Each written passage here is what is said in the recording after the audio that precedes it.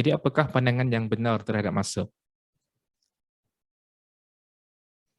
Kata para ulama, pandangan yang benar terhadap masa yang sepatutnya dipegang oleh seorang Muslim adalah merangkumi 3 perkara ini. Pertama sekali, kita melihat masa lepas bagi mengambil pengajaran daripada peristiwa dan sunnatullah yang berlaku kepada umat yang terdahulu. Sebagai seorang Muslim, kita tidak melupakan masa dahulu. Kita perlu toleh ke belakang. Kita perlu lihat kepada sejarah. Sejarah umat-umat yang terdahulu.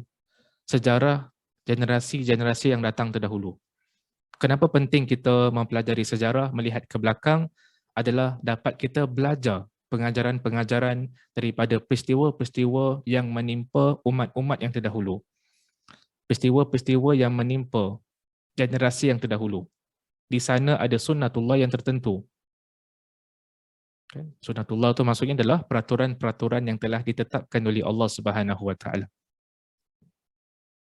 Dalam masa yang sama, sebagai seorang Muslim, kita juga memikirkan tentang hari esok. Membuat persediaan, berhati-hati dan mengambil langkah sama ada ia berkaitan dengan urusan agama ataupun dunia. Seorang Muslim ni dia tak lihat ke belakang je. Dia lihat ke belakang, dalam masa yang sama juga dia juga perlu lihat ke depan. Dia perlu buat perancangan. Sama ada perancangan tersebut ada kaitan dengan urusan dunia ataupun urusan agamanya. Perlu ada perancangan. Kalau yang ada kaitan dengan urusan agama, perlu ada persiapan. Kita ni satu hari nanti kita akan ditarik nyawa kita oleh Allah Subhanahu Wa Taala. Jadi apa persiapan kita? Satu hari nanti kita akan dihadapkan dekat depan mahkamah Allah. Apa persiapan kita? Sewajarnya kita mencukupkan bekalan amalan kita.